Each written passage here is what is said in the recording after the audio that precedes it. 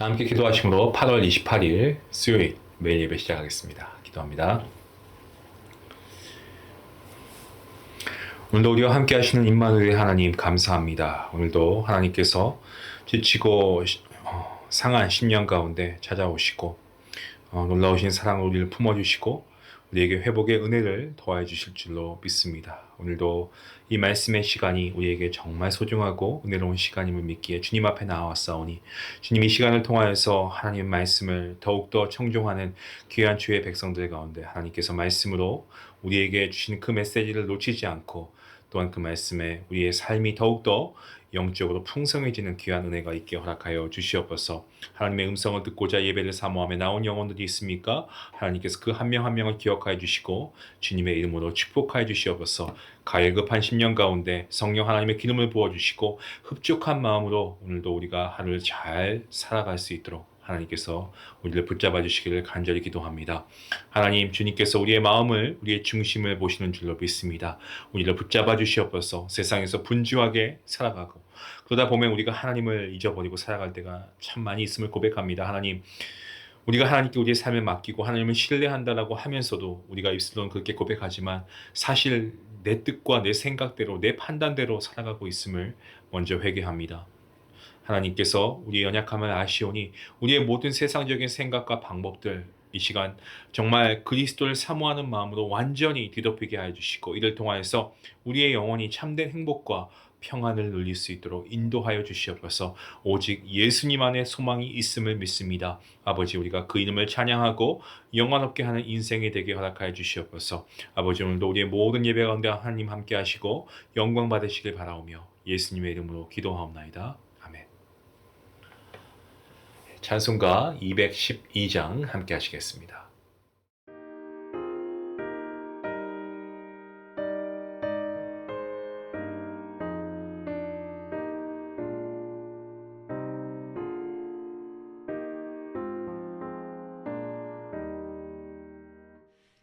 겸손히 주를 섬길 때 괴로운 일이 많으나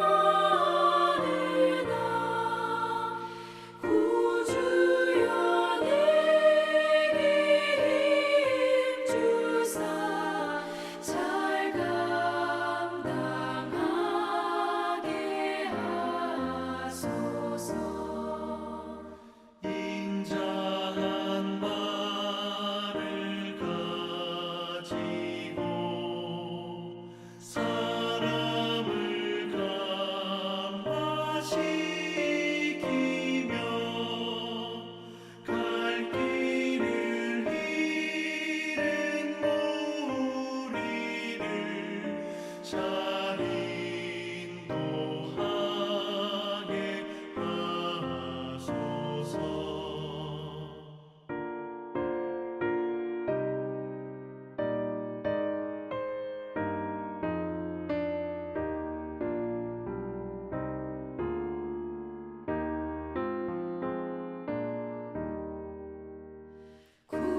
구주의 귀한 인내를 깨달아 알게 하시고 굳건한 믿음 주셔서 늘 승리하게 하소서. 장래의 영광 비추사 소망이 되게 하시며 구주와 함께 살면서 참 평강 얻게 하소서.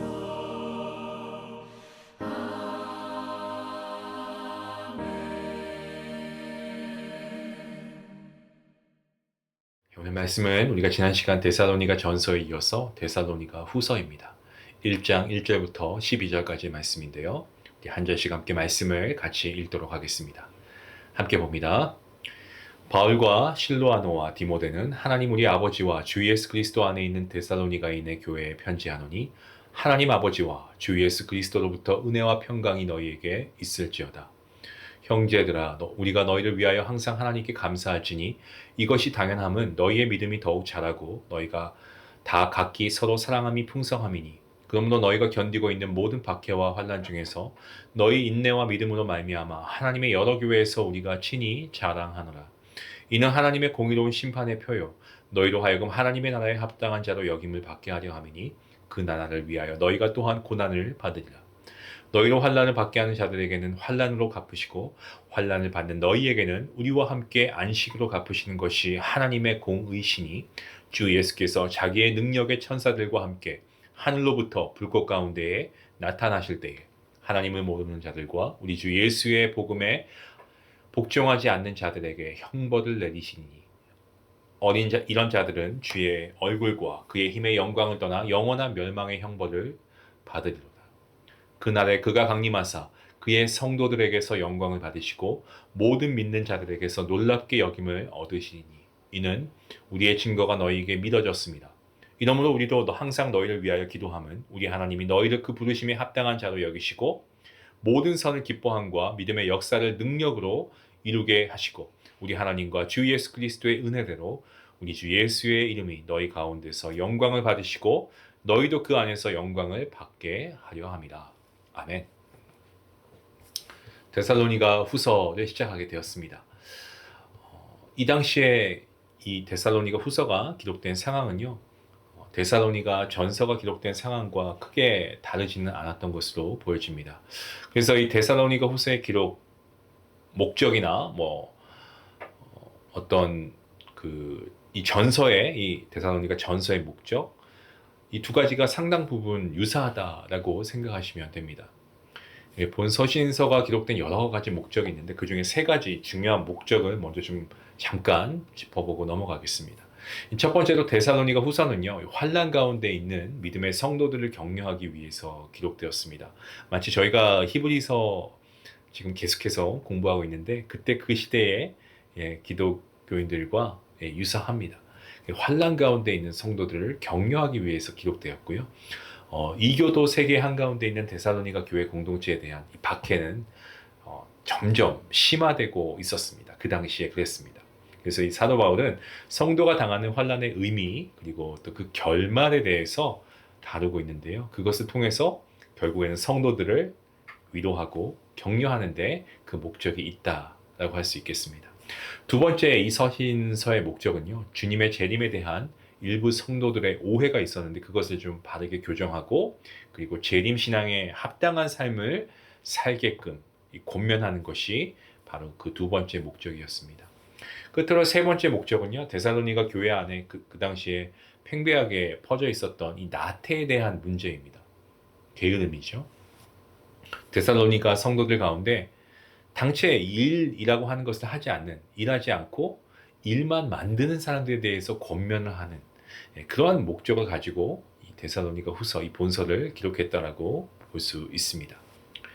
본문 1절 말씀에서 실로아노와 디모데를 공동 발신자들로 언급하고 있는데 그것은 이 바울이 편지를 기록할 때 이들이 바울과 여전히 함께 있었다는 것을 보여주고 있고요. 그뿐만 아니고 또 첫 번째 편지를 보낸 후에 얼마 되지 않아서 기록되었다는 것을 또한 우리에게 암시해주고 있는 부분입니다. 또한 첫 번째 서신서 서두와 달리 추가된 단어가 있는데 우리라고 하는 이 단어가 그렇습니다. 물론 단어 하나에 많은 의미를 부여해서 과도한 해석을 하는 것은 좀 조심해야 됩니다만 우리라는 단어 좀 중요한 것 같습니다. 이 단어를 삽입해 줌으로써 하나님 아버지와 또 하나님의 아버지의 그 피조물인 인간 사이 그 관계가 그 당시 만연히 퍼져 있던 이교도의 신들이 보여준 두려움과 어떤 불확실한 개념들과는 완전히 상반된 아버지 하나님이심을 나타내주는 그러한 표현으로 볼 수 있습니다. 데살로니가 후서의 편지 서두가 이 데살로니가 전서의 편지 서두와 다른 문구에 추가가 있었는데요. 전서와는 다르게 전치사구를 추가합니다. 어떠한 전치사구인고 하니 하나님 아버지와 주 예수 그리스도로부터 라는 전치사구를 추가해서 본문 2절 말씀을 설명하고 있는데요. 다른 서신서와 동일하게 바울의 서신에서 나타난 이 은혜와 평강에 대한 이 평범한 문안 인사 이상의 의미를 부여할 필요가 없는 것은 사실입니다만 데살로니가 교회가 처한 어떤 박해, 어려움, 고통 이러한 상황들을 투영해서 이 본문 해석해 보면요. 만유의 주제이시고 이 믿는 자의 아버지이신 하나님께서 함께 하신다라는 이것을 데살로니가 교인들에게 좀 바울이 확증을 시켜주고 싶었던 그러한 목적이 있었습니다. 그러니까 이러한 하나님이 너희와 함께 하신다라는 것을 강조하는 거죠. 본문 3절에서 바울은 데살로니가 교회 성도들의 신앙으로 인한 자신의 감사 그리고 또 자랑 이런 것들을 기록하고 있는데요. 3절의 앞부분은 영어 성경 이 NASB New American Standard Version Bible 영어 성경의 직역은 이렇게 표현하고 있습니다. 우리는 너희를 위해서 하나님께 항상 감사해야만 한다라고 표현하면서 이 어떤 당위성, 그냥 당위성이 아니고 아주 강한 당위성의 의미를 포함하는 헬라어 단어를 사용하고 있습니다.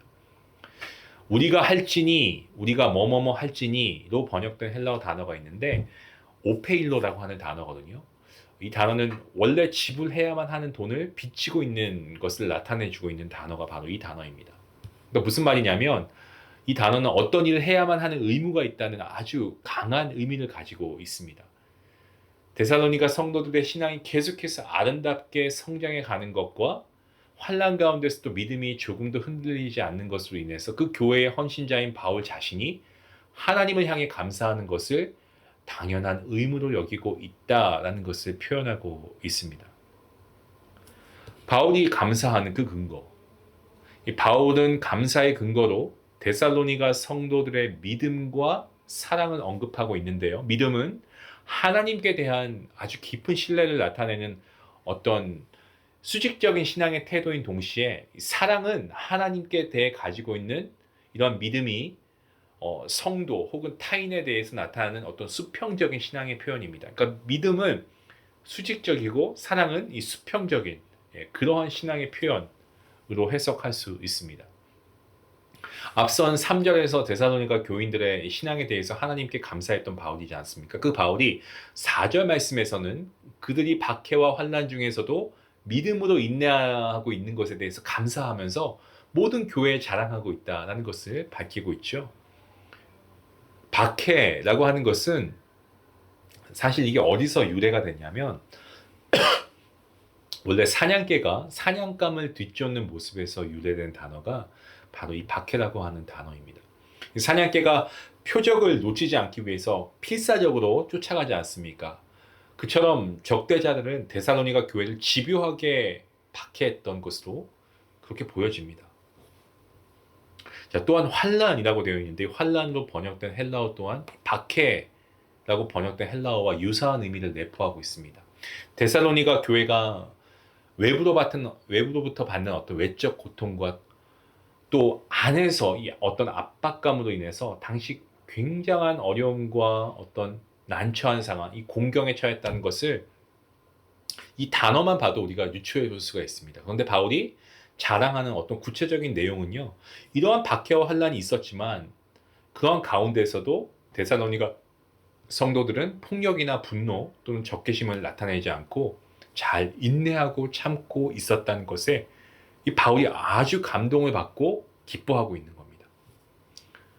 본문 5절 말씀은 박해와 환난 가운데 인내와 믿음으로 견딘 성도들의 모습을 뭐라고 언급하냐면 심판의 표라고 언급하고 있습니다. 다시 말하면 데살로니가 성도들의 고난을 통해서 인내하는 믿음은 그들이 역사의 마지막에 심판을 받는 것이 아니고 하나님 나라를 상속받기에 합당한 자들로 여김을 받을 것이다라는 어떠한 증표라는 의미로 볼 수 있습니다. 자, 인과관계를 자세히 분석해 보시면 데살로니가 성도들의 인내가 보증서가 되어서 하나님 나라에 합당한 자로 여김을 받는 의미가 아니라는 점을 이 본문 5절에서 우리가 주의 깊게 살펴야 합니다. 데살로니가 성도들이 박해를 받았습니다. 예, 그렇습니다. 하지만 인내할 수 있었는데 그 이유는 하나님께서 여전히 신실하게 그들을 인내할 수 있도록 도와주셨기 때문이다라고 하는 전제가 있었다는 거죠. 그러한 전제가 없다면 이건 자칫 잘못된 해석으로 오용될 수 있습니다. 때문에 그 부분은 우리가 주의해야 됩니다. 하나님께서 그들을 인내할 수 있게 도우신 거예요. 5절 하반절 말씀에 나오는 고난을 받느니라 번역된 헬라어, 이것은 능동태로 되어 있는 말인데 파스케테라고 하거든요. 이 능동태로 쓰여졌습니다. 이 성도들은 하나님의 나라를 위해서 고난을 받는 존재인데, 이는 고난이 하나님의 나라에 들어가기 위한 의무라는 소극적인 그런 의미가 아니고, 여기서 더 나아가서 하나님 나라를 위해서 능동적으로 고난을 받는다라는 그 의미까지 다 내포하고 있다는 것을 보여주고 있습니다. 자, 이제 사도 바울은 보시면요, 6절과 7절 상반절 말씀을 통해서 하나님의 심판의 원칙이 무엇인가를 명백하게 보여줍니다. 그렇게 함으로써 환난받는 성도들에게 참 소망을 주고 있습니다. 환난을 받게 하는, 이것은 포도를 짓눌러 즙을 짜내는 것을 의미하는 동사의 이 헬라어 단어 들리보라고 하는 단어입니다. 그러니까 포도를 막 짓눌러서 즙을 만들지 않습니까? 즙을 짜내는데 그것을 의미하는 거예요.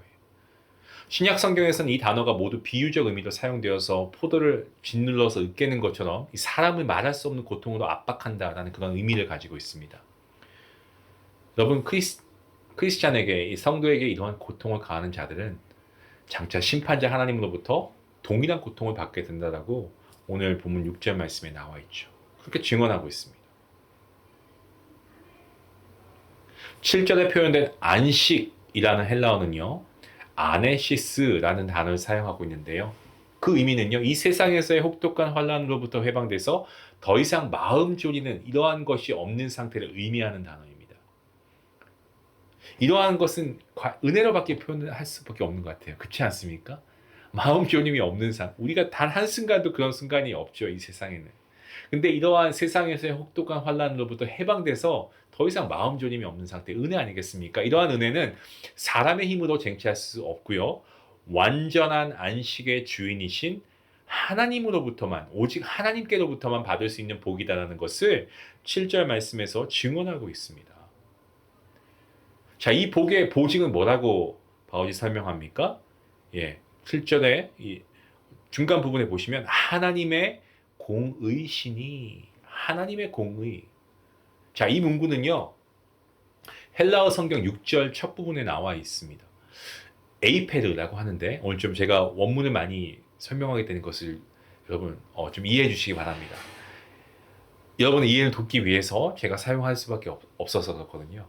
근데 그 단어 자체가 여러분 기억할 필요는 없지만 그 의미는 여러분이 분명히 아셔야 됩니다.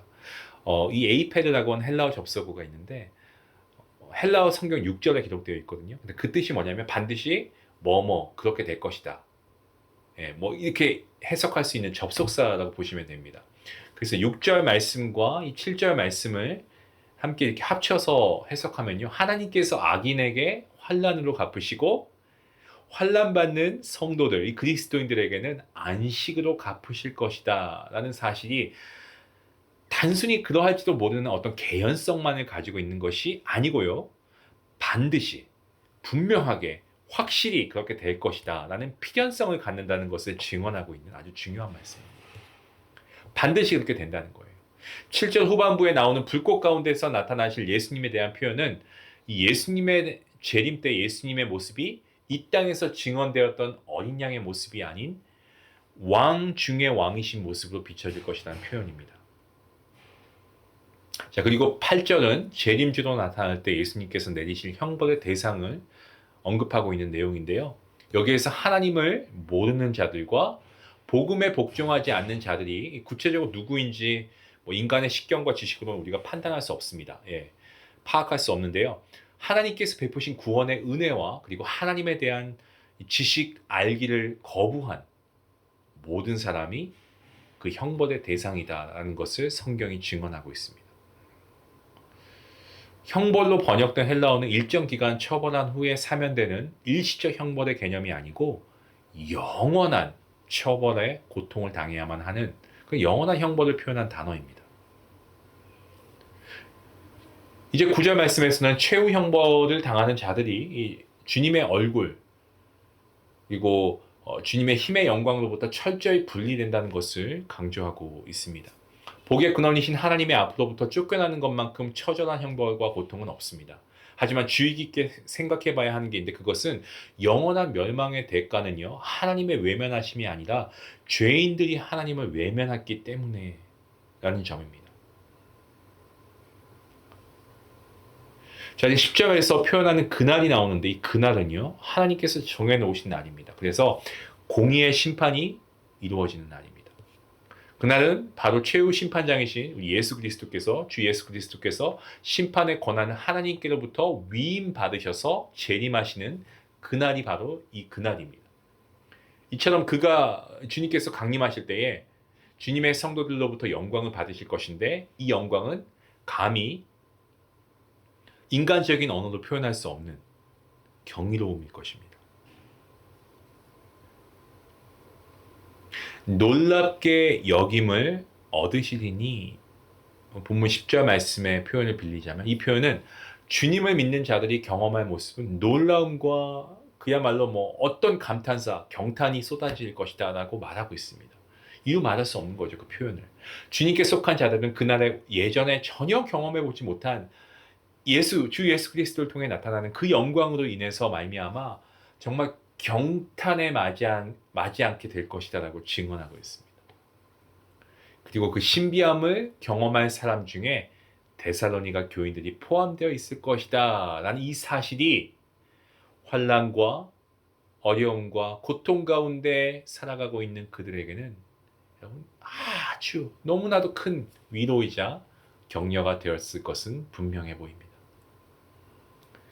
자, 이제 오늘 본문 마지막 절에 접어듭니다. 11절과 12절은 바울의 바울 자신, 그리고 이 시루아노와 디모데가 데살로니가 교회를 위해 사실과 그 기도의 내용을 기록한 부분에 대한 내용입니다. 여전히 부족한 죄인이고 또 죄로 인해서 항상 넘어지기 쉬운 그러한 성도이지만, 그럼에도 불구하고 성도 안에서 역사하시는 성령 하나님의 권능을 통해서 그 능력을 힘입어서 효과적으로 믿음의 역사를 이루어 달라는 기도를 바울과 그의 동역자들이 하나님께 기도하고 있는 내용입니다.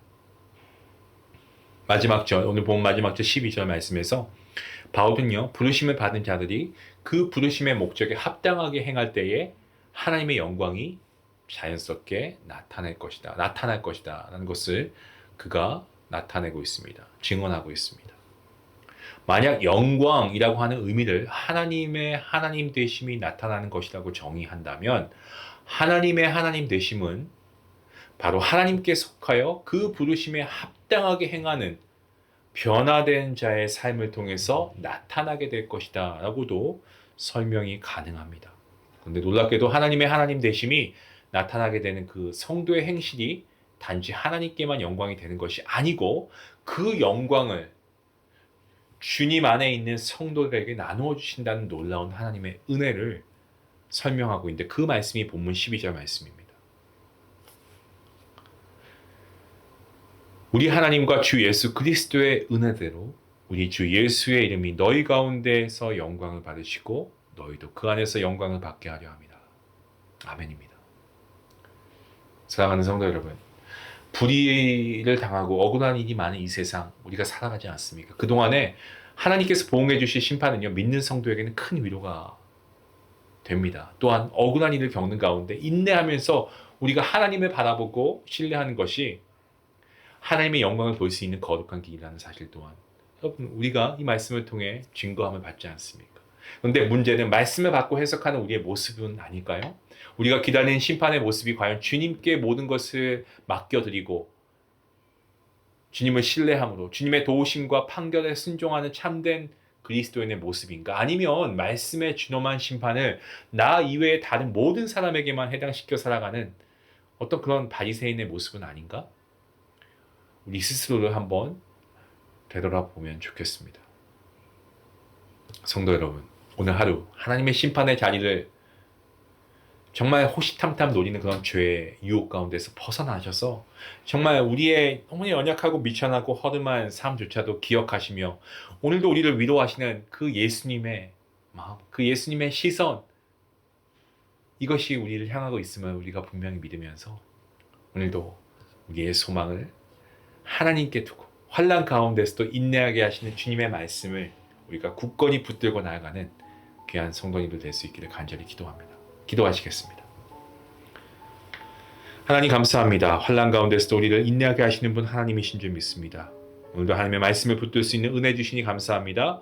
우리가 정말 세상 가운데서 세상을 보면서 주님이 일하시지 않는다고 불평하고 원망했던 데가 많았음을 고백합니다. 용서해 주시고 이 시간 우리가 하나님의 능력의 말씀을 굳게 붙잡고 나아가며 우리가 때로 우리 앞에 펼쳐지는 억울한 일들 그런 상황을 맞이한다고 해도 우리가 하나님의 신실함을 의심하지 않는 믿음을 허락하여 주시옵소서. 하나님 우리의 시선을 주님께만 고정되게 하시고 우리의 삶을 붙들어 주실 주님께 감사하며 나아가오니 주여 우리의 믿음이 흔들리지 않게 하시고 나의 어떤 부족함과 연약함과 결핍과 나의 어떤 욕망에 사로잡힌 우리의 모습 다 하나님께 내려놓고 정말 진실되게 우리가 주님만을 의지하며 나아가기 허락해 주시옵소서. 아버지 정말 없어져 버리고 사라져 가버릴 세상의 욕망 때문에 저희를 부르신 거룩한 부르심을 놓치는 삶이 되지 않도록 인도하여 주시옵소서. 오늘도 우리와 동행하시는 주님 우리의 삶을 붙드시는 그 주님을 찬양하고 경배하며 예수님의 이름으로 감사하며 기도하옵나이다. 말씀 생각하시면서 함께 기도하겠습니다. 여러분 환난 가운데 계시더라도 소망 가지십시오. 인내의 열매를 맺고 사시길 바랍니다. 악인에 대한 심판 하나님께서 분명히 이루십니다. 내 삶의 어려운 가운데 하나님과의 단절된 부분이 있다면 여러분 그것이 무엇인지 기도하면서 우리가 회복할 수 있기 원합니다. 우리 같이 함께 말씀을 생각하시면서 기도하시겠습니다.